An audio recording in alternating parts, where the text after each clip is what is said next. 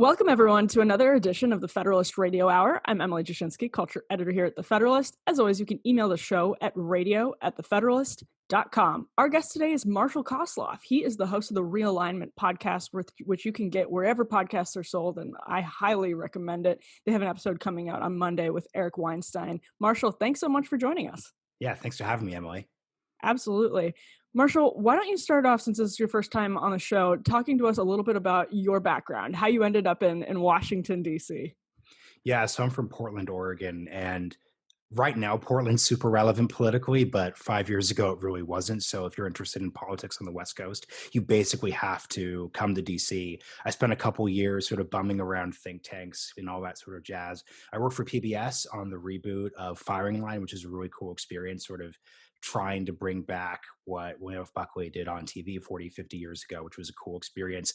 That got me really into sort of podcasting. So I launched the Realignment podcast with Sagar and Jetty of Rising at the Hill. We've been co-hosting that for about a year and a half. We had some really great interviews. We've spoken with you, JD Vance, Senator Josh Hawley, Senator Marco Rubio, Senator Cotton. So a lot of really great stuff. So it's basically where I am now. You had Andrew Yang on the program, didn't you? We did have Andrew Yang. Yeah, that was we did a crossover episode with Andrew Yang, so that was cool too. There's this weird eclectic sort of realignment set of figures that we're really sort of interested in, and I'm sure we'll get into that today. Yeah, I want to talk to you about that because with the election rapidly approaching, we're a matter of days away right now. I think there's a lot of, there's an insane amount of things to unpack about the Trump era, period, whether he wins or whether he loses. And a lot is hinging on that in terms of the direction of the conservative movement and really the direction of conservative policy. And you have a lot of insights into that, insights into how people are sort of thinking through these things. You're one of the people thinking through these things yourself. But on the eve, really, of the election, how different has the Trump of 2020 been from the Trump of 2016? Yeah, that's a great place to start. So the key thing that has changed about Trump in 2020 versus 2016 is that he's obviously in power.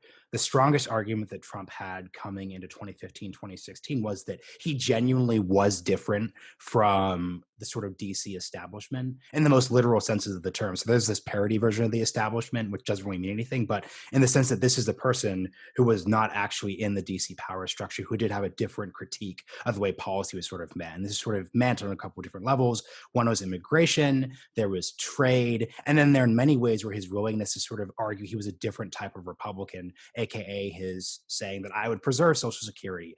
I wouldn't have a problem with sort of Medicare, which despite the sort of free market way that the Republican politicians talk about those sort of issues, if you actually look at the viewpoints of actual Republican voters, they actually do tend to like entitlement programs, especially ones that benefit them. So basically what Trump did in 2015, 2016 was basically just say hey, it turns out most of you guys aren't deficit hawks.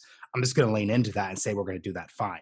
So that was the 2015 Trump. The 2020 Trump is a Trump, though, who is in power. So it's much, much harder to make that sort of outsider critique when you do have to sort of hold the bag for the past 4 years for good and for ill. Because, going into 2020, he had the strongest economy that we had in a very long time. That was a place he was very sort of comfortable with. But then you had COVID, which in many ways was not an opponent that he was sort of well set up to sort of face. So you're sort of seeing this sort of attempt with the Hunter Biden stuff, which regardless of what you sort of feel about the seriousness of it, it's really a different sort of campaign than I think he would have ideally liked to have been running at this sort of point of time. Do you think it's helping or hurting him? Because there may be an argument from some people that tamping down the populist rhetoric that, I think probably carried Trump to victory in some of those key swing states in 2016 over Hillary Clinton, tamping down some of that is what could help the party recover with suburban women, that demographic that there's so much breathlessness on the Republican side about. Do you think that the sort of muted populism of Donald Trump in 2020 is an advantage or a disadvantage? Yeah, it's sort of the worst of all worlds because the Republicans are basically stuck between a rock and a hard place here because on the one hand, to break through the blue wall in 2016, so getting into Wisconsin where you're from, Michigan, Pennsylvania, it required a different type of Republican. You did need to have a different message on immigration. You did have to have a different message on trade. You did have to have a very specific different articulation of Mitt Romney or even John McCain. Trump in 2016 was not making the ridiculous 47% argument that in many ways was sort of dunking on the Republican Party's own actual voters. So that was a big, huge thing that really sort of mattered there. But the problem for Trump, though, is that he sort of only went halfway. So what he did then when he became president is he sort of focused on repealing Obamacare. He focused on passing the tax cuts. And it's not to say that you can't serve traditional Republican priorities. That's your point about the need to sort of still do well in the suburbs where you do have a more sort of center right, sort of more like suburban women voting bloc. But if you only but if you go against their interests with your rhetoric, but then don't deliver populist things, sort of like the infrastructure bill or sort of those non-traditional things like the border wall, you're basically going to lose the enthusiasm that you need in the Rust Belt. But you're also going to piss off a lot of suburban voters. I think the left would reject the premise that there's anything muted about Trump's populism in 2020. And from your perspective, what are the key differences? What is he not talking about? And you know, it's not even what he's not talking about, it's how he's talking about the issues.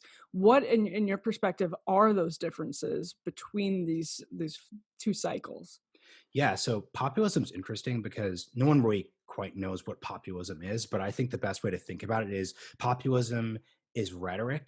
It's a style of politics. So Trump has been consistently populist throughout his presidency. And that is, to your point, what someone on the left would sort of assume. Trump has railed against elites consistently. He's railed against the establishment. He's railed against power centers, whether it's tech companies or the media or corporate America. He's been consistently populist in terms of his rhetoric. But if you actually look at the policy priorities that he's pursued in many areas, with the exception of the trade war and with the exception of certain immigration policies, he has governed as a center right Republican. That's what the tax bill was. That's what the Obamacare repeal was. That was the lack of priority for infrastructure. Like, there's obviously a reason why we make that whole infrastructure week is finally coming 4 years later, Joe, but it really does sort of mean something. So I think to a Democrat who, for some reason, is listening to this episode, you could say, yes, he's definitely spoken rhetorically as a populist, but he's also not actually governed consistently in this sort of more populist policy sort of framework that a lot of people were hoping he would do. Let's talk about the realignment in the context of populism and some of the stuff that we're talking about right now. Realignment is obviously the name of the podcast that you co-host with Sagar. What where is this realignment taking the right? And that's a huge question, and it's one that you've worked on extensively. But when we think about how Trump is presenting himself in 2020, let's say hypothetically Donald Trump loses. What might we see Trump run on in 2024 if he decides to dip his toe back into the water? Yeah, so let's just say quickly what a realignment is. So realignment is sort of a change in sort of the coalitions and sort of frameworks by which the policies sort of approach the issues. So if you sort of think in the 60s, before the 1960s, the Democrats won a bunch of southern states. After the 1960s, with the rise of Ronald Reagan, you sort of see the balance in the party sort of change. The Democrats become a much more coastal party. That's a political realignment. So what we're sort of seeing right now is a realignment of the suburbs and moderate centrist voters who will tend to be sort of have lots of higher education and sort of be more upper middle class, go much closer to the Democratic Party. And you sort of see the Republican Party become much more the party of people who either just went to college, so didn't have a graduate degree, or didn't go to college at all. So that's the realignment we're sort of talking about. So what that is sort of affecting of Trump in 2020, and this is not a good thing for his reelection prospects, which is he's really repelling these moderate suburbs that really matter for a GOP that's trying to get 270 plus electoral votes. So what you're seeing is states like Virginia are gone forever. The Northern Virginia upper middle class suburbs, those actually used to be suburbs that were decently Republican, where if Republicans were going to win the state, they really needed to perform. That is basically over because in many ways, Trump has sort of just leaned into that shifting away of it. You're seeing in sort of states like Pennsylvania, where President Trump needs to win, you're really seeing sort of the Philadelphia suburbs really turn against him. Many voters who oftentimes would have voted for a Republican in the past. So that's the sort of thing there. So I think if we're looking then to 2024, like what would Trump, I guess, 3.0 sort of run on in that fact, I think he would focus more on that sort of populist rhetoric, because I don't think that there's going to be any sort of real sort of policy basis there. I think what that would be is just sort of his framework as Trump 2024 is opposition to big tech, it's opposition to big media, it's opposition to the establishment of the Republican Party, because what he would say is that the reason why he lost re-election would be, and this is if he lost, of course, he would say, I was betrayed by the GOP establishment in DC, who couldn't actually stomach America First politics. Basically, he'd be making the argument that we need to finish the job in 2024. He would say that big media conspired against him, so we need to sort of finish the job there too. And then he'd also say that tech companies, aka with the sort of Twitter intervention with the New York Post, also worked to sort of serve up and protect Joe Biden. So that's really the critique that he would make in 2024. But the key thing about this critique, and this is sort of what's lent itself to the 2020 campaign, is this critique isn't really about policy, right? There's no equivalent of build the wall. We're not talking, obviously Trump sort of rhetorically talks about China with coronavirus, but there is no finish the trade war. There's no Joe Biden is going to sort of work with, I mean, they tried to do Beijing Joe every once in a while, but this isn't really what anyone is sort of thinking about. The key difference between Trump in 2016 and 2020 is really that he's become much more of a culture warrior in a way that I actually don't think has served him that well, because there's definitely a huge part of the GOP base that is going to obviously go for that sort of culture war rhetoric. But the problem is that he's using that rhetoric in a way that turns off these suburban people without actually delivering for those sort of right-leaning working class people in the way he needs to. See, yeah, we debated this on Marshall's podcast like a couple months ago, and that's, I think actually what you just said, I agree with, that there's a way.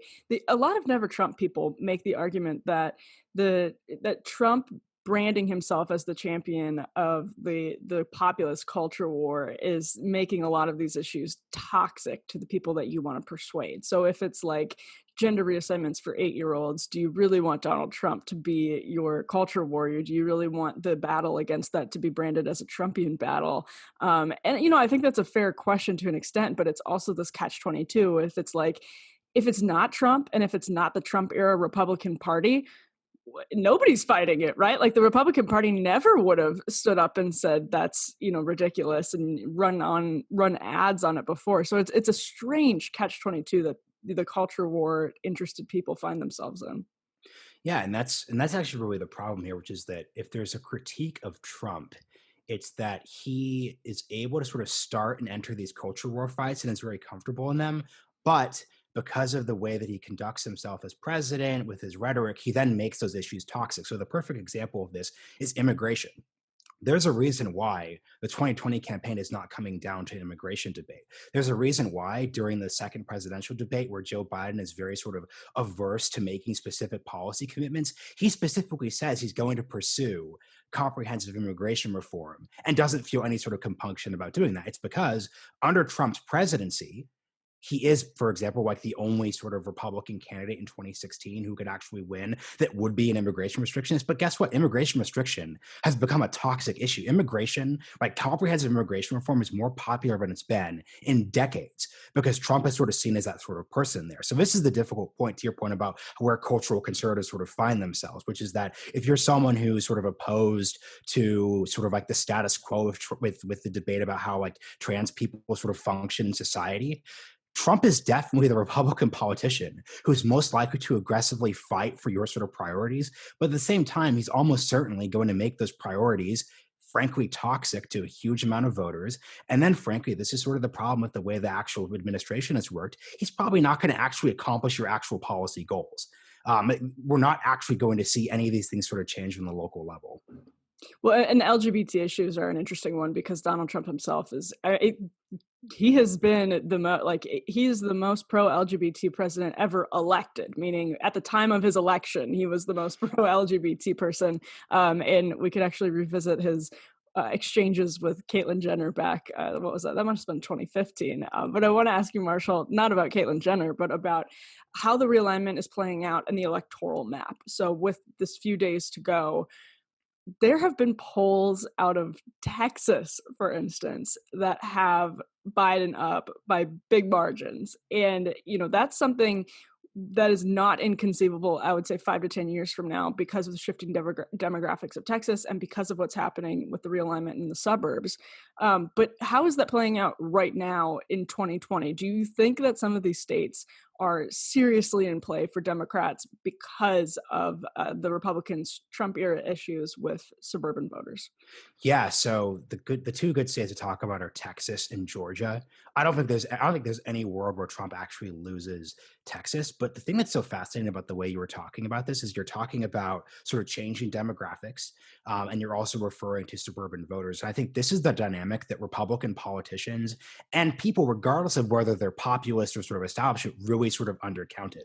The funny thing is, you actually look at the polls. Trump is actually performing like significantly better with sort of especially working class like Black and Hispanic people in states like Texas and Georgia. This is and Florida especially too. So this is an interesting dynamic of this sort of era. That's another sort of realignment idea, which is that you're seeing politics not only sort of coalesce around education, but also around gender. So it's actually quite possible that a Trumpy Republican Party could bring up his margins in a significant way with like minority male voters specifically. But the problem, though, for Republicans is just that everyone really undercounted how toxic Trump's style of politics is for the suburban voters. So right now, in my opinion, if Trump loses Georgia and if Texas isn't even a closer margin than anyone would sort of expect, it would just be because he would do so poorly in those suburbs.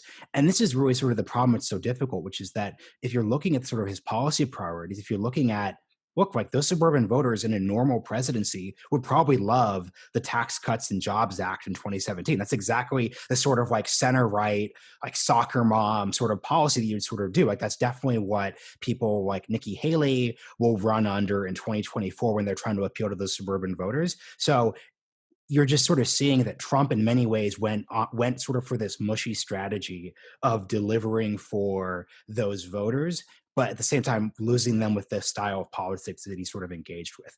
The real thing that would have been fascinating to sort of go back with, and we should sort of always recognize that Trump is always going to be Trump. He's always himself. So there's no world where Trump probably isn't Trump. And it's actually probable that if Trump were quote unquote normal, he wouldn't have been elected president in the first place. But it's possible to imagine a world where Trump in 2017 comes into the presidency, says, hey, look, my first priority is an infrastructure bill. And yeah, I'm a Republican, so I'm going to do tax cuts. So I'm also going to be pretty normal. I'm not going to really tweet that much. I'm going to sort of lean into those features. I think that's a Trump that would have been much, much more lethal for the Democratic Party. I think the most fascinating quote that I always sort of go back to in terms of thinking about the way this played out is Chuck Schumer in an interview was talking about how the biggest fear the Democratic Senate had was that Trump would come into office and then immediately go for an aggressive infrastructure package. Schumer's quote was basically, we literally would not have known what to do if he'd done that. Because one of the also fascinating instincts here is that if you're looking at these blue wall states where Trump actually won in 16, so Michigan, Pennsylvania, Wisconsin, he did incredibly well with union workers. So if Trump had showed up in Michigan or Detroit in 2017, instead of sort of passing the really divisive sort of, Muslim ban policy, had just sort of opened with, hey, you didn't vote for me in Detroit, but guess what? I'm the president of the working man. I'm the president of like rebuilding our industry. I'm the president of better trade deals. We're going to rebuild this city. Democrats would not have known what to do. Instead, he went with the divisive immigration policies and with the tax cuts, which he wasn't even rewarded for politically. Because if you look back to 2018, that's where you really started to see those suburban moderate voters really turn against Trump. It's interesting because Trump definitely believed he needed to do those things. I mean, I think ideologically, he is somebody who thought the Muslim ban was important, who thought these immigration policies were important. But I think there was also some fear that he would lose his base if he didn't pursue these policies. And what's been fascinating to play out over the course of the Trump administration is that he has disappointed your Ann Coulters, right? Like he has really pissed off people like Ann Coulter, who wrote "In Trump We Trust." He has really pissed off people who had his back in the GOP primary in 2015. And it largely hasn't mattered with the base. The base was always going to be there because there's something about the personality of Donald Trump and the attitude that he brings to the presidency. And on top of that, he is really perceived by the Republican base as a bulwark against something, an encroaching evil. And so it's just interesting to think about that. To your other point, that you have states like perhaps Georgia in play. Well, isn't it interesting that I think Donald Trump has a serious chance of winning Minnesota. So it's interesting that it's like you can lose Georgia, win Minnesota, but what's the long-term path to keeping the presidency if you're winning Minnesota with a demographic that might not be around 10, 15 years down the line? Yeah, and that's the key thing here, which is the Republican Party, no matter what happens next week, is in a really, really difficult spot. Just because at the end of the day, like, it's not just the demographic trends, like these sort of like broader trends are not good for the right. And no one has quite been able to figure out a formula. What I probably think is going to happen in 2024 is we're going to sort of see a lot of sort of rhetoric about populism, but then you're going to sort of like mire it to sort of traditional GOP policies. So you're going to see candidates talk about how like like Ted Cruz did this, right? Ted Cruz has said, the GOP is the party of the working class. But what you're probably going to see is we're the party of the working class, but let's pass more tax cuts and focus on like deregulation. It's not to say that those policies are inherently wrong. I think this is definitely what a lot of sort of populist right people sort of miss. I think there's a little too much sort of rhetoric of like throwing out everything traditional GOP and suburban voters want, because it's not as if like literally everyone wants everything Trump is sort of putting on the table, but you have to think of these things sort of as coalitions. And I think that right now there was sort of too little deliverance for sort of suburban voters. And I think in 2024, you're going to see too much in attempts to win those suburban voters back and too little to sort of capture, I won't even say the magic, but sort of capture what Trump captured in 2016. If you could put your James Carville hat on and craft Trump, like if you could make him, so like you could mold him on the campaign trail right now, what would you have him be talking about? And then the second part of that question is, how would you have him talking about it? Can I cheat? If I could cheat, could we, instead of saying, mold him on the campaign trail like this moment? Because I literally think there's nothing that could be changed at this moment. It's just not even what I would like to do is go back to, let's say, March or April. Sure. Because that was sort of the last sort of, what I would sort of say is that was the last pivot point in the campaign with the coronavirus. The coronavirus, I think, has been frustrating for a lot of people in general who are interested in the idea that Trump could have reshaped American politics, because there's a lot of people on the left who are interested in this sort of idea too, because the underlying idea for the past 4 years is that, hey, like Trump has really shifted the Overton window on the left and on the right. Like you're not seeing a Bernie socialist DSA movement if Trump isn't president to this degree, I don't think. But what Trump could have done is if I'm like James Carville, I walk into his office in March and say, Mr. President, this coronavirus has happened. This moment is your Pearl Harbor. You prepped us for this for the past 4 years. You're the only person who would have started a trade war with China, which would started us decoupling from their economy. You're the only president who made sure our industries were prepared to sort of self-serve instead of relying on Chinese goods during the shortages. But Mr. President, I need you to be a wartime president now.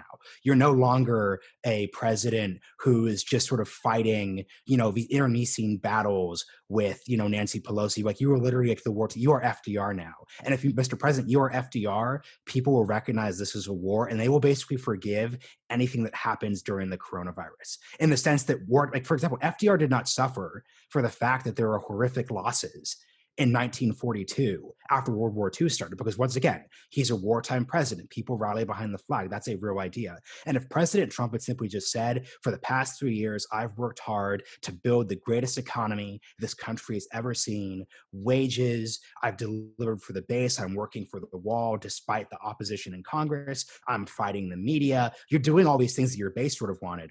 But then he could have easily just pivoted to, but now the Chinese have sent over this virus. It's horrible, but I've prepped you for it. So let's buckle down and fight this fight. If he had taken that framework instead of engaged in the partisan framework, that would have been the big issue. Because the number one political mistake that President Trump and Jared Kushner made in March was allowing the coronavirus to turn into a culture war issue. Now, I definitely know there's going to be listeners who are sort of saying, but Marshall, like, what about the lockdowns? What about all those sort of specific policies? Those are all fair points, and there could have been a lot of debates about like how specifically those should have been handled. But the broad framework, though, is that all I'm talking about is a broader strategic level. Trump could have been framed himself as a wartime president who's seeking to recover the economic growth he had. Instead, it turned into the ridiculous, oh, we'll be opened up by April. Oh, like it's sort of fine. That was a huge political error. And if he loses, I really think it's going to come down to that miscalculation there. That's really interesting. Let's say we fast forward a week or maybe 2 weeks, because who knows when we're actually going to learn who won this election. If Trump loses, your project has been very much a Trump era project, right? Like this is something like discussing the sort of shifting winds in both parties and where they might even be coming together is very much something that happened in this era. But Trump himself is singular. So what with the if we have the absence of Donald Trump from the platform that is the presidency, what do you who can carry this mantle forward, and how would that affect any potential realignment going forward, given that Trump has a unique appeal to white working class voters that somebody like Josh Hawley might not? Yeah, and I'm glad you mentioned that because I think as I look at sort of the field for 2024, if Trump loses, I pretty much don't think a Republican would win in 2024, just because all the sort of dynamics that we're sort of talking about here, there isn't just sort of but without Trump, like you said, he's singular. He has unique ability. He has 30 plus years of a relationship with like the broader American people, so he can just sort of behave uniquely.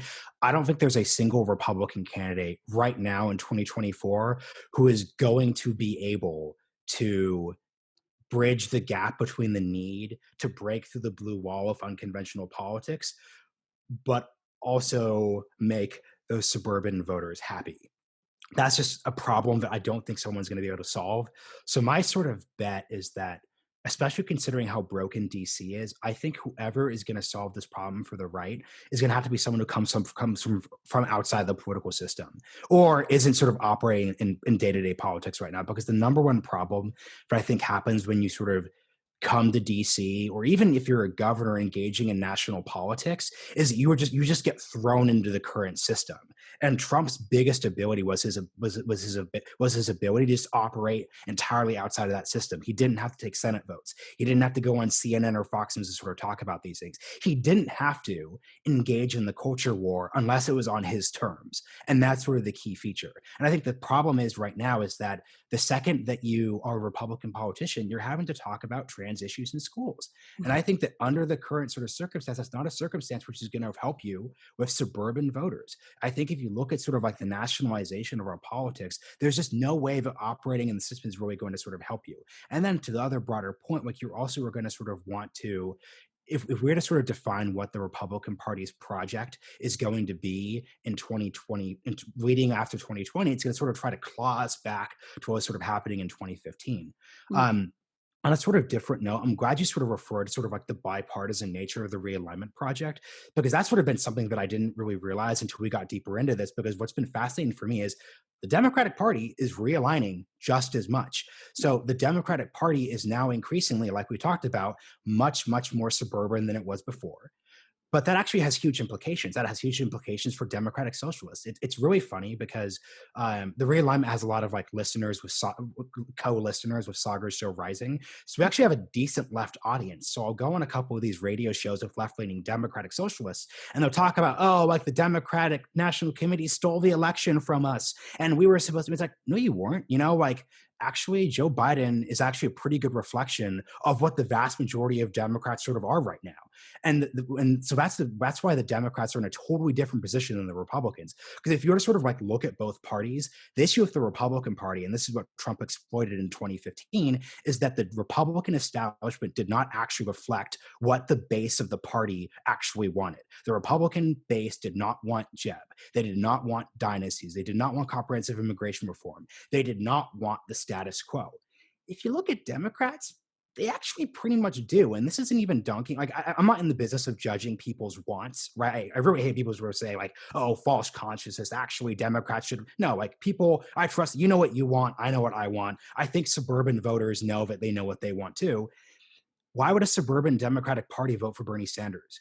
right? Why would that make any sense? And this is why it's also funny when people sort of say, oh my gosh, AOC is such a traitor for working for Nancy Pelosi more. Because this is also a fascinating like left discourse. And there's always like leftists who think AOC is like a collaborator. It's like, hey, Nancy Pelosi's actually super popular in the moderate suburban Democratic Party. So if AOC wants to get what she wants done, Yeah. she literally needs to work with Nancy. Unlike in the Republican Party, where the last thing you should be doing is saying, I'm going to be the guy who works with John Boehner. I'm going to be the guy who works with Paul Ryan when they're Speaker of the House. It's just the parties are entirely different sort of places. So the Democrats have their answer. It's a good formula if they want to win. There's nothing to sort of say James Carville wise. It's the Republican Party that doesn't really know what it's supposed to do. Yeah. So first of all, Marshall snuck in the notion that suburban voters are not with the Republican Party on culture war issues, which I thought I had successfully persuaded him otherwise, but I can't let that go unsaid. Secondly, it's funny because I remember talking to Ronna McDaniel September of 2019, so just over a year ago, and she was saying, listen, we've been doing focus groups in, Michigan, Wisconsin, Pennsylvania, and the one thing that is bringing people back to the Republican Party, bringing anti-Trump voters back to the Republican Party, suburban educated women in particular, is the threat of socialism. And so if you are sitting in the offices of the DNC and you're thinking through how you want to continue appealing to voters, you probably are legitimately scared that the Republican Party is able to brand you as socialist. And that's why I imagine they pushed Joe Biden so hard towards the Democratic establishment pushed Joe Biden so hard towards the end of the primary. But when they have to, as their base is increasingly millennial, like as millennials are an increasingly large proportion of people who vote, do you see that changing? Yeah, so couple of things here because there's a lot there. So one, I actually really object to the idea that like the establishment like pushed Joe Biden. Obviously, there was the Mayor Pete, the Amy Klobuchar endorsement, but if you look at South Carolina, Black voters in South Carolina, like don't give a damn what Mayor Pete or what Amy Klobuchar sort of said. Like that wasn't what that race actually came into. I think what it's pretty clear if you sort of look at how many different candidates there were and how the coalition didn't happen earlier. At the end of the day, the Democratic establishment chose Biden as sort of a consolation. I think the Democratic establishment was probably much more comfortable if Mayor Pete had performed better in sort of like New Hampshire and post Iowa. They would have been far more comfortable with him sort of there. And if you're looking at his Fox News appearances, like I definitely think from a political talent perspective, there's a reason why people are comfortable with that. Yeah. And two, I don't think the DNC is afraid of the socialist critique in any way whatsoever, nor should they be. Just because I think that those sort of socialist polling questions may be valid in sort of the abstract, but Joe Biden is not running a socialist campaign. Like no one thinks Joe Biden is a socialist, but he's really not one. Obviously, there's sort of the argument that Joe Biden would sort of be like sort of like the empty chair. It's the weekend at Bernie's joke, and basically like anything will happen. But I think I think what that's more likely to sort of play as would sort of be socio-cultural issues. I don't think what's going to happen in a Biden presidency is that all these like socialists sneak in and all of a sudden we have price controls and the nationalization of industry. It's probably going to be that the Department of Education is going to be incredibly aggressive on like LGBTQ issues. So I just totally object to sort of the socialist critique, because guess what's also happened in this primary? What's been pretty clear in this primary is that the Democrats don't owe anything to sort of socialists. I think it's really funny when you sort of see like leftists sort of like say all these things, make demands of Joe Biden, where, for example, there was this demand a few weeks ago that said, no one who's worked in a corporate C-suite can work in the Biden administration, which on the face is just like a ridiculous. That's like ridiculous. Like, what does that even mean? So like you're telling me that like someone, so let's say like an issue that I really sort of care about is like competition with China. Competition with China has to do with like artificial intelligence, where this is like new emerging field. Are you really telling me that we should just blanket say that if you're like the CEO of an artificial intelligence startup who's been in this for 10 years, you literally cannot go work in the presidential administration? That's ridiculous. But the broader point here is that like, why would the Democratic establishment listen to socialists? Because like they didn't win the primary, they're a small base of the party, and like you said with the Trump base, people just sort of care about supporting like their sort of standard bearers. So there's no place to make demands.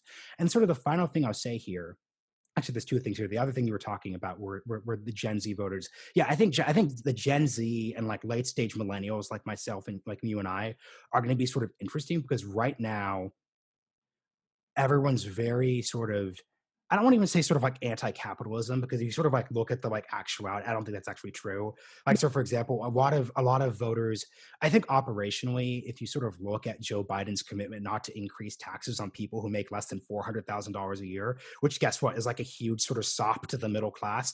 I think a lot of millennial voters, like once they move to the suburbs, will be very comfortable in that Democratic Party and would find some way to sort of like rationalize that. So I'm legitimately curious how the sort of capitalism socialism debates sort of go once that's sort of less of like an edgy sort of topic, like once it goes down less to rhetoric, because I think everyone's very comfortable sort of attacking capitalism, and I think there's very valid reasons to do so. Same thing on the right, but I'm skeptical that's going to sort of happen at a structural level there. And then finally on the suburban women point, and this is where we're sort of rehashing our debate from the episode, but so I agree with you, but in the abstract, if you just sort of, let's say you just take a school district, right, and you're debating like trans athletes, I think the debate goes the way you're sort of going, but this is sort of like the conundrum of the Trump era and the nationalizations of politics, which is that if Trump were to enter into that debate and Trump were to say, look at this district, I'm not going to pretend to do the accent, that's not my talent. But if Trump were to say, like, look at this district in Connecticut or look at this district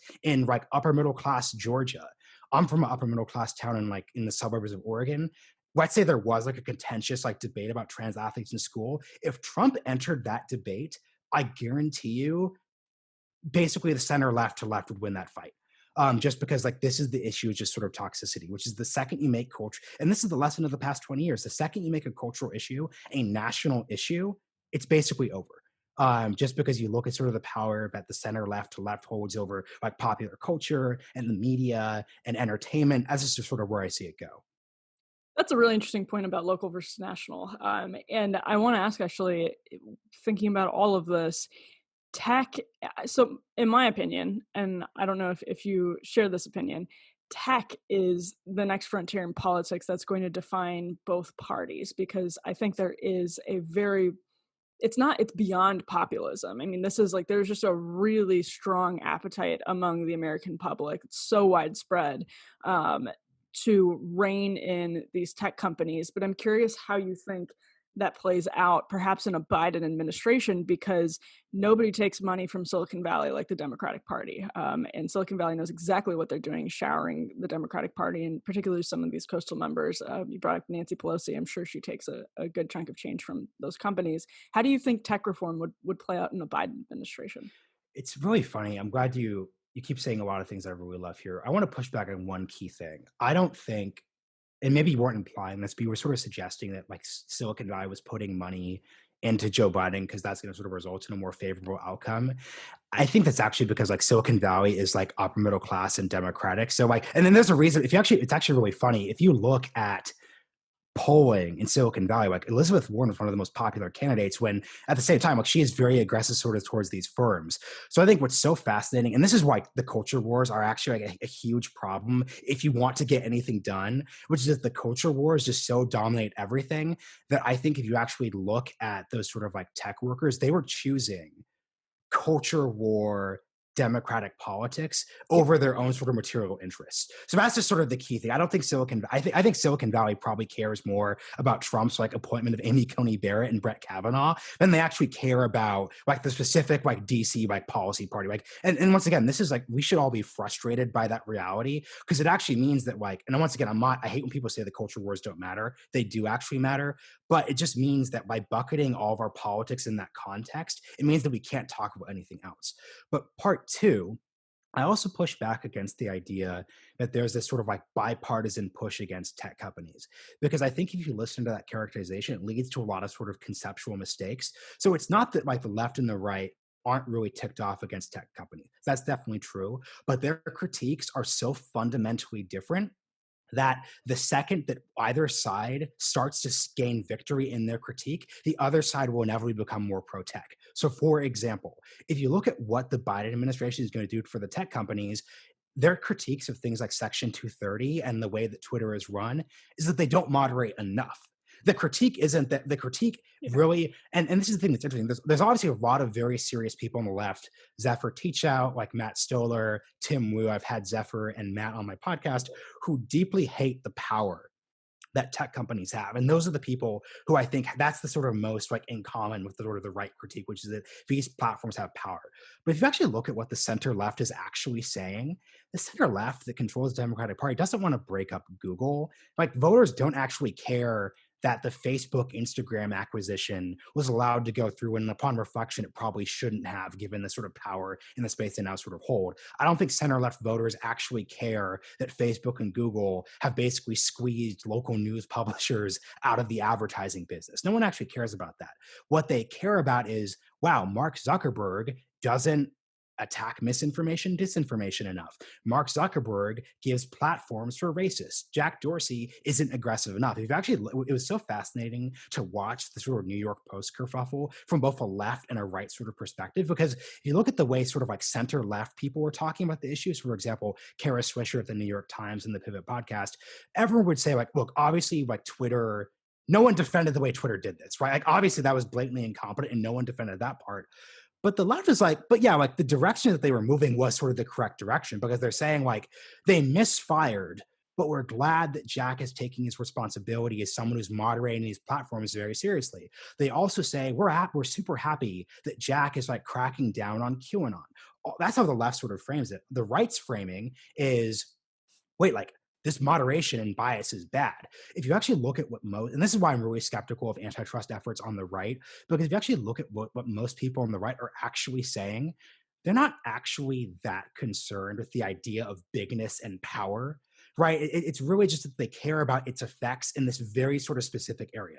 So it's not that you're seeing a bunch of Republican politicians and their base start to say, wow, like the way we've managed antitrust since the 1980s in this country is solely by the consumer welfare standard, which basically means the way we decide whether like, trusts are too big and need to be broken up is whether or not someone like Amazon is using their monopoly to, charge people more. And that's not what they're doing. Facebook is free. Twitter is free. That's the traditional way that you sort of judge these things. Republican politicians are not largely saying that. What they're saying is, we don't like how Jack Dorsey is using his power in the specific way to harm what we see as like conservative speech. So because the critique, I think, is so surface level, it isn't going to actually lead anywhere. I don't think it's going to go anywhere. And if you just look at what Democrats are saying, the thing that Twitter would probably want the most is this to turn into a culture war issue. So you know what the number one thing would make Democrats love Twitter? Twitter's PR people saying, guys, we did everything we could to prevent the WikiLeaks email disaster of 2016. And now Republicans who lost are mad at us. We're defending truth. We are fighting disinformation. We're fighting QAnon. And now the Republican Party, who just nominated multiple QAnon candidates, is coming after us. The second this turns into a culture war fight, the people who are sort of trying to say in the back on the left are like, but no, guys, like we should be concerned about like, Jack's power over communications and what the new like no one's going to listen to them because it's going to turn into a culture war fight. So that's once again another example of like the Republican Party being stuck between a rock and a hard place, which is the more you make this about specific tech bias and moderation decisions, the more Section 230 is framed not as this sort of outdated thing that needs to be updated for the 21st century, but as this thing which hurts Republican speech, the less you're going to see any form of coalition to actually defeat this issue, and the more Democrats are going to side with tech companies. But again, what's interesting about all of this, and it gets to the point that I wanted to talk about when we're discussing sort of like how tech executives are favorable to Warren. This is like, I think, the central thing that's happening in American politics right now, which is that it's also the question of whether like Joe Biden is a moderate or a radical, or whether Kamala Harris, who will, go through every house in the Hamptons, just bleeding them dry of all of the money that they're willing to donate, are moderates or radicals. Well, they're cultural leftists, and that is no longer attached to fiscal leftism, right? Like you can be, in fact, most are these like corporatist Democrats. So they're moderate on fiscal issues and they're moderate on the economy. They might not want to ram through I mean, they're mostly supportive of Medicare for all, but they might not want to really take care of these trust issues. But they sure as hell are going to talk about every culture war issue in the most radical college campus way possible, that would have been perhaps inconceivable as mainstream Democratic dogma just 5 years ago. And that's, I think, what has thrown a wrench into literally everything. That's why you have tech executives like interested in Elizabeth Warren more than they're interested in maybe their own material financial interests. It's because we have this elevation of cultural issues. And I think that's largely been, it's not to say that the right doesn't sort of heighten the stakes as well, but it's largely because the left has decided to frame everything as a matter of life and death. It's speech is now violence. And we have, as soon as we mainstream these ideas, the stakes of the culture war get so high that corporatists have adopted the positions on the culture war that the far left did just 5 years ago. And to me, that's really the most important thing, because everything that you have discussed is fundamentally impacted by that. Yeah, and that's the key thing, which here, and this is sort of, you're getting at the problem with the Republican attempts to brand Joe Biden's Democratic Party as socialist. It really genuinely is not. I don't think Biden is going to legitimately try to pass Medicare for all. I think he's going to do some sort of, moderated, like Joe Biden. And it's still like Joe Biden really does not support the Green New Deal. Joe Biden looked at that weird like cow farts thing, was like, what? Like that's weird. Like, cause he's like an old Democrat. But it's like you said, the party really has changed much from those socio-cultural issues. And this is, once again, I think the difficult dynamic for the right, and this is why I think if I were to sum up the theme of this episode, is that the right struggles of the next 5 or 6 years are about these contradictions, which is that I genuinely, look, obviously there's stuff on campuses, and what happens on the campus clearly doesn't sort of stay there. That's been something people have said since 2015. But I think in many ways, Trump is the sort of Republican figure most aggressively against those trends, but he's also a figure that fuels those trends. Like I was actually, it was actually sort of, it was actually incredible. I was, I work at something, I work in an organization called the Lincoln Network, and Lincoln Network is it's not the Lincoln Project, and to be very precise, my Twitter blows up every few days of people being very mean to us because I run a media and outreach. But basically, Lincoln Network is a center right tech organization that really sort of got started with talking about people in the tech industry about bias issues.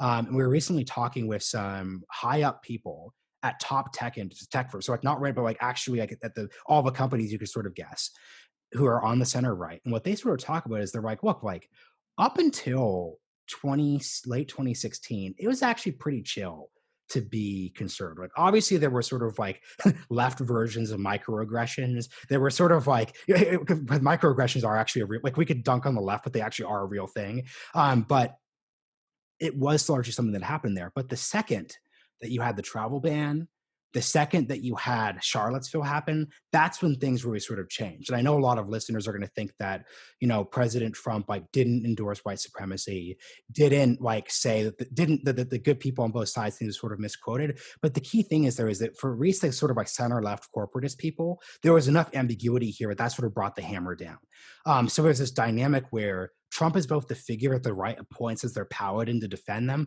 but in many ways, the way that things are handled incompetently leads to a situation where the cultural left gets more power. If you're sort of like a like sort of like leftist person at a tech company, the biggest friend you have is President Trump being sort of buffoonish on different issues. That's where you need to sort of change things, because then, and look, everyone knows this. There are center left people who are incredibly uncomfortable with the sort of status quo in Silicon Valley. That's very clear. Everyone sort of knows this. If you could see inside everyone's private Twitter DMs or like their Signal chats, everyone knows this. But right now, with Trump as the figure who's sort of seen as sort of the opposition, there's nothing that can be done. So the right really has to sort of think about, how do you advance your policy goals without actually supporting and providing fodder for like sort of the cultural left if you oppose them. And this gets back again to the catch-22, which is that on some level, there's no Republican that would fight these issues like Donald Trump, but Donald Trump is also not perhaps the best for branding with those persuadable or those like necessarily persuadable cohorts. It kind of reminds me of what Yasha Monk argued, I think poorly, in The Atlantic, that if you want to stop leftist illiberalism, you need to vote against Donald Trump. But yeah, I just think Can we talk about that real quick? Because that's actually an important thing. Um, yeah, we could debate how he actually argued it, but there's actually enough validity in that argument that it should be taken seriously. Because once again, like, and this is once again the dynamic which is difficult, which is that look, like Joe Biden, non-woke Joe Biden, he's really not woke, like won the Democratic primary. So there is sort of something going on here. Um, the suburban Democratic Party, especially without Trump in office, I don't think will be as comfortable with sort of like the sway that sort of hard left figures sort of held on things. So it just is something to really sort of think about. And then once again, this just goes to my point, which is that the right really should think about, here's a better way to put it. If the right is going to poke the cultural left beast, it better like win. But if you're going to do these things, like you better actually win these fights instead of just ticking everyone off and then basically leading to a situation where you basically just can't win. Because I think that's the dynamic here.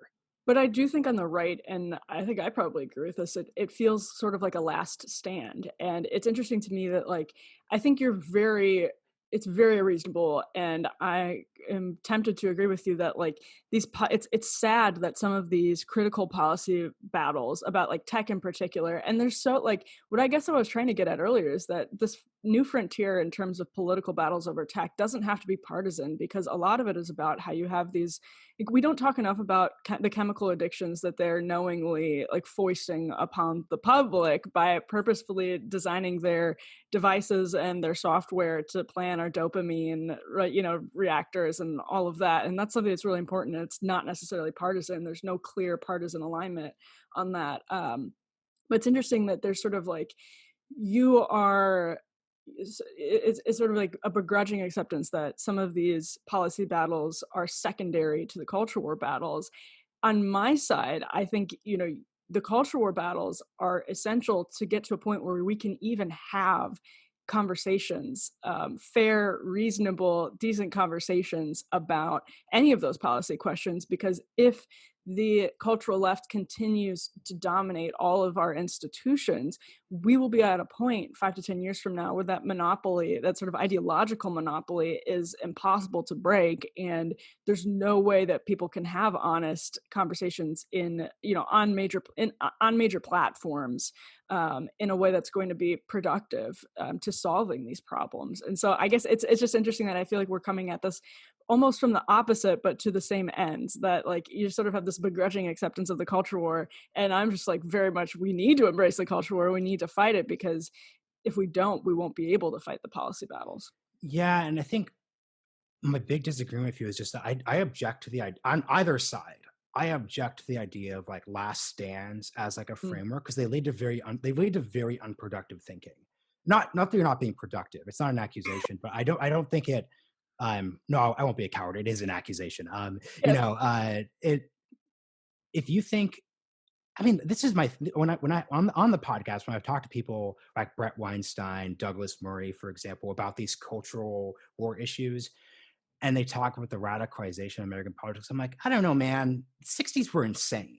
Right. And this is why I just fight back against the last hit. Like the 60s, like we didn't just sort of have riots. Like there was literal like mass violence. There were like mass bombings. There was the Vietnam War, like the Kent State shooting. Like there weren't just sort of like, annoying Trigglypuff fights at like upper income colleges. There were like actual deaths. Like there were actual occupations of universities where college deans were literally pulled out screaming from under their desks.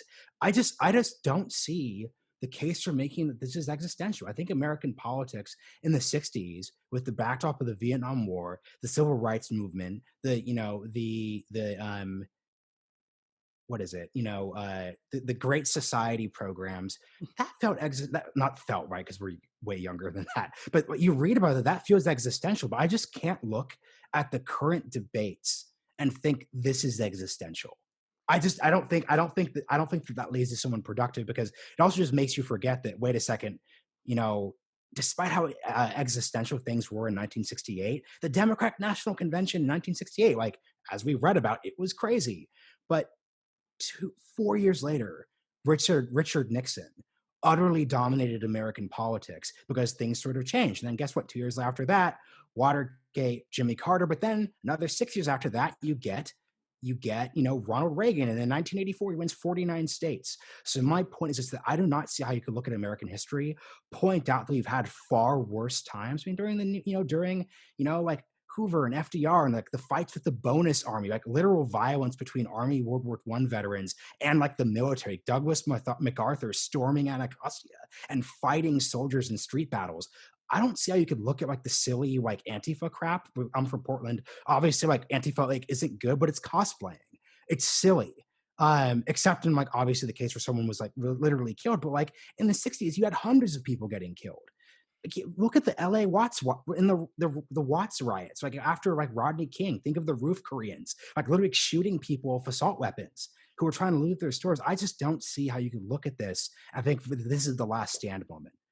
Yeah, and I was sort of with that, and I think I still sort of am as a matter of wishful thinking. But on this podcast, my colleague Chris Bedford and I interviewed Lee Edwards, who's at the Heritage Foundation now, but he was at the March on Washington. He was at the '68 Dem Convention. He sort of lived through all of this, and we asked him if people are right to say that 68 really those years in the late 60s really were worse than what we're experiencing now. And he said, well, no, now it's way worse because the left is convinced that the other side is completely evil. And when you're at a situation like that, coming to any sort of common ground is borderline impossible, which is interesting because I don't think I think really the coastal left, the powerful left, the corporate left is increasingly convinced of that on cultural issues, but maybe in the rest of the country it's still okay, right? I've seen a lot of just in Wisconsin and Ohio, I've seen a lot of neighbors with Trump signs and Biden signs, and that's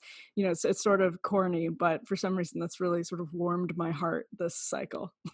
Yeah, and I think that look, I'm just going to disagree with Lee. I think that it's very look, obviously, like I can't undercount his experiences, his lived experiences, to borrow a term.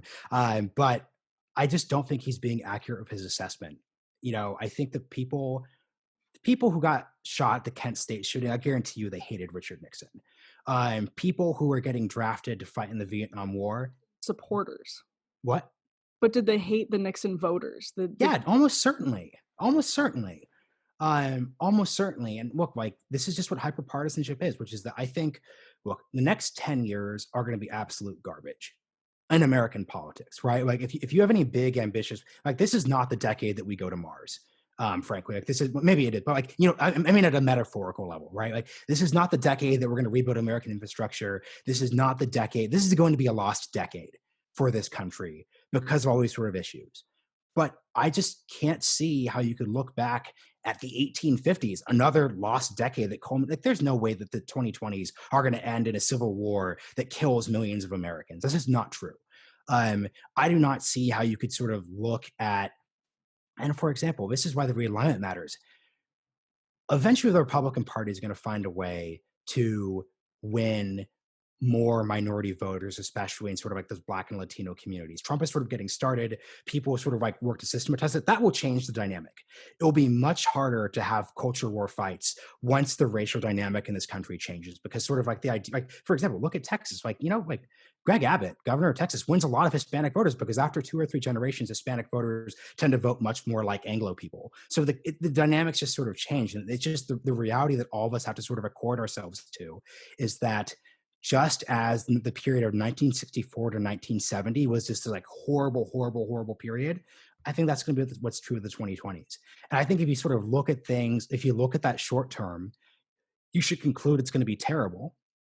You should not conclude that is existential, because there were all these sort of pivot points in the 60s, but we were able to get through them. And I just can't imagine looking at the Vietnam War where 57,000 people died in that war, right? Like that's literally like that's almost 5 times what died in all of the war. That's 5 times what died in Iraq and Afghanistan. I don't see you could look at that and conclude that this is worse. I just don't see it. Mm-hmm. And I think that Lee, I think that I really respect Lee, but I just think that he's subject to the same hyper-partisanship framework that everyone sort of experiences, which is that his experiences in the 60s are being put into the hyper-partisan culture war sort of, mixer. It's then being applied, and then the result is that this is existential. Yeah, okay, so I hope you're right. And I just increasingly am convinced that tech is conditioning us to see each other in deeply unhealthy and inhuman ways, and that is frightening. And I worry about how that will impact us. My last question for you is touching on what you just brought up to some extent, and it's kind of the news of the day. It's a realignment question, and it's about uh, I'm just sort of one of the biggest questions on my mind since Kanye West came out in support of Donald Trump, and we immediately saw some polls tracking higher support in the Black community for Trump. Is that the polls of Hispanics that have come out recently?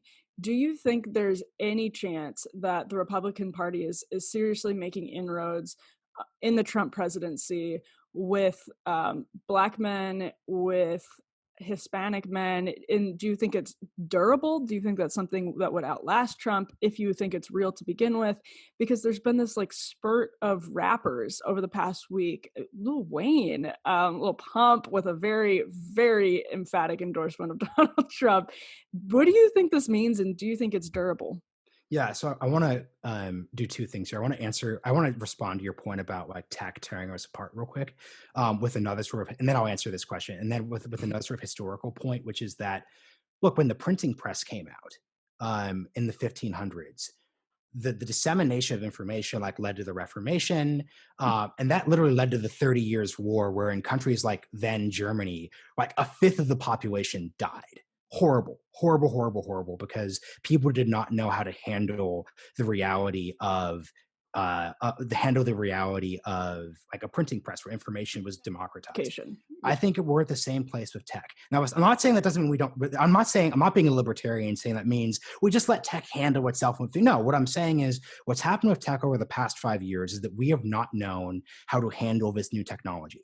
So, for example, look, like I don't think either of our children will have smartphones until they're like in their late teens. Like that is an adjustment that we're going to have to make as a cultural society. Just as like I'm not going to allow texting at my table. Just as there'll be technology to let me sort of shut off the phone. Like there are things that are going to happen in accordance with young people that will be us learning how to sort of use these technologies in a more responsible way. So, for example, like you and I don't even use Facebook, right? Like you're not on Facebook, you're not posting. It's all boomers. No offense to any boomers listening. So like these things are sort of changing in a dynamic that really sort of matters, and we shouldn't undercount that. But to your point about like Black voters with Trump, great question. One, I don't think the rappers matter at all.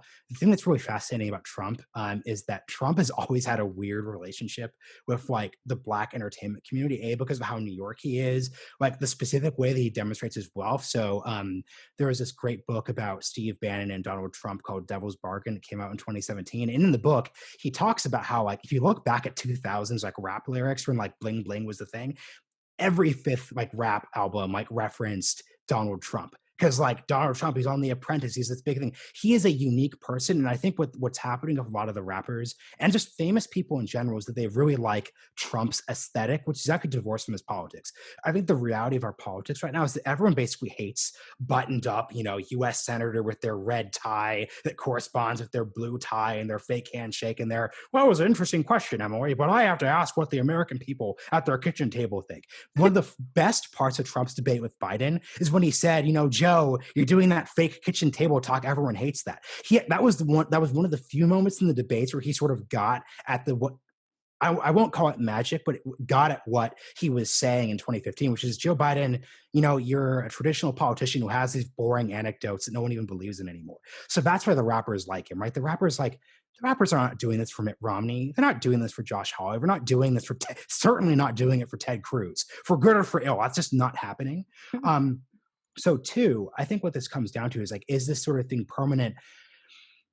There is a way that a new set of politicians come to the table who take what Trump was sort of advocating with. So, for example, my biggest frustration was sort of like a lot of these sort of like Black people who come out as like Black Trump Republicans and get very big social media profiles. Is they sort of are trying to have it both ways, which is that what they basically say is that, hey, like it's totally crazy that the Black community votes overwhelmingly for Democrats, but I'm going to make sure people escape the plantation and vote Republican without actually discussing about why it is that Black people like vote for Democrats. And then this is why I was saying earlier, like I really hate when people sort of argue people have false consciousness. So like I hate the argument that like, oh, all these rubes in Wisconsin, they don't actually realize that Joe Biden's tax policies are better for them against the rich. So like, why are they? No, like I trust that people know what they're doing. False consciousness is bad faith and not helpful.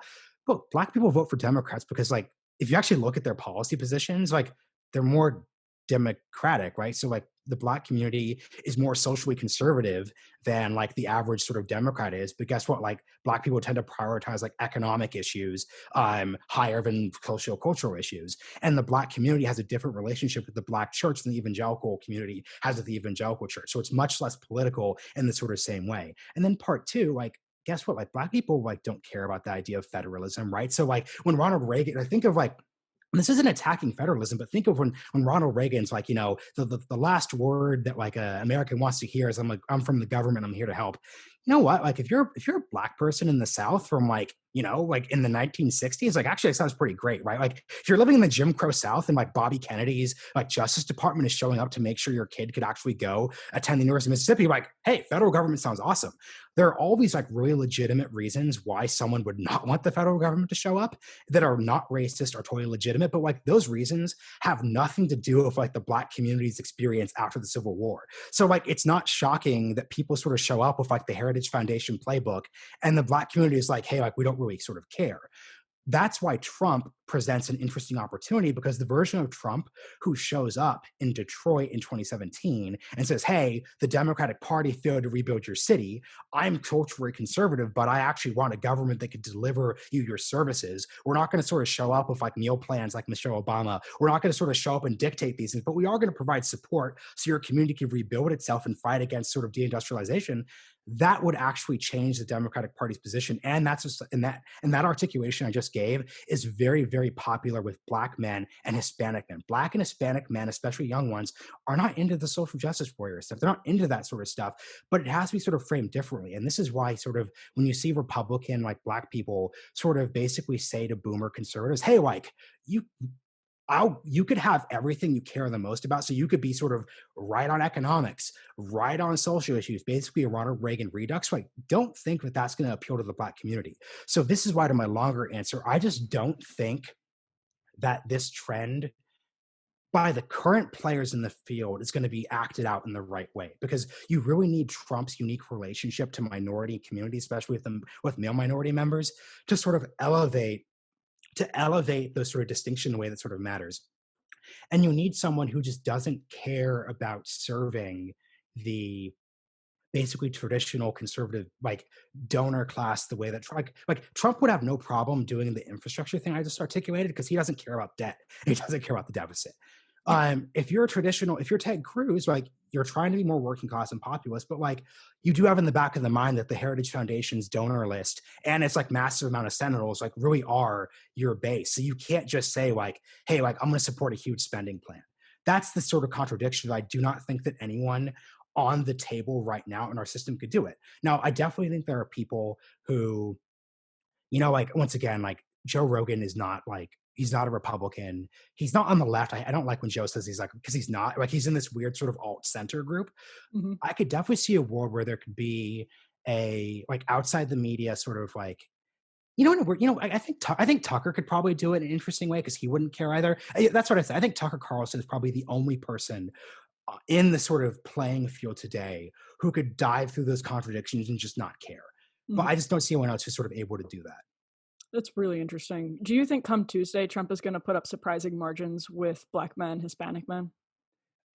I mean, surprising in the sense that they're better than like Mitt Romney would have done in the job. I think everyone sort of knows Trump is gonna. And once again, like when we say like margins, we really mean that like we're talking like single digit increases, most likely. But I think that it's going to be one of the most fascinating long-term realities if we look back at what happened during the Trump era. That what if Trump loses, here's what's going to happen. It wasn't that like America's like minority communities rose up in opposition to like Trumpism. It's because Trumpism really, really ticked off like white suburban upper middle class people. that's what the story is going to sort of be. So there are interesting implications that sort of be thought of in that. And then what I'll sort of say the takeaway for sort of anyone who's sort of like populist, right, thinking about this is, which is that you need to figure out a way to make those populist inroads without ticking off suburban voters. So I really don't suggest any 2024 Republican, win or lose for Trump, open with a travel ban that's poorly implemented. Don't do like talk about a border wall, but do not like do any of the things you basically sort of did, because they weren't that particularly effective, I think, and they also just ticked people off, so they just weren't worth it. I love closing on the image of Cory Booker at an airport with a bullhorn. It's just, it's such a wonderful memory of the Trump era. Remember when they all flocked to the airports with Here's the thing though, we could dunk, you could dunk on it, but like it looks like it's working, because once again, support for increased immigration is the highest it's been in decades. So and this is what we sort of, and this is what people have to sort of remember, which is that we really have to get good at taking our, like separating our political framework and like look, like, you know what, if you are a college educated, maybe even graduate degree holding like suburban woman and like the suburbs of Houston, Texas, that means something. You know, it really does mean something that Cory Booker is doing that. That framing is really sort of key, and you really need to think about that. Not from sort of like your own perspective. Not that you're doing that, but I think I think if I'm going to sort of dunk on right media for the past 4 years, there was too much sort of like, you know, fan service with like, oh my gosh, like these libs are crazy and it looks ridiculous. So recognizing that actually there's a huge portion of people who used to vote with you that actually do find this not only not ridiculous, but also important. But again, at the same time, there's a proportion of people who used to vote for Democrats who you want to highlight, like, listen, this is what's happening on campuses, and this is what, Mazie Hirono is saying on the floor of the Senate. So it's this is a great way to end, because I think this has been fundamentally the dynamic that it's an impossible dynamic, and it's really been at the heart of everything we talked about, which is that there are advantages to the sort of like, there are advantages to the Trump era and disadvantages to the Trump era when it comes to the Republican Party, when it comes to policy, and when it comes to the culture war. And the question that we still don't have an answer to is which one outweighs the other. Yes. Mark, thank you so much. Where can people follow you on Twitter? Yeah, so they can follow me at MA Kosloff, Kosloff. I can't even remember my own name. MAKOSLOFF on Twitter, and they could follow the Realignment podcast that I co-host with Sagar and Jetty of Rising. And that's wherever you get your podcasts. It's also on YouTube, right? Yeah, but we're just doing audio there. So don't go on YouTube, download our podcast. That's more helpful for us. Great. But do go on the Federalist YouTube and like and subscribe this video, of course. Marshall, thanks so much for taking the time today. Thanks, Emily. Great. Well, we will be back soon with more. Until then, be lovers of freedom and anxious for the fray.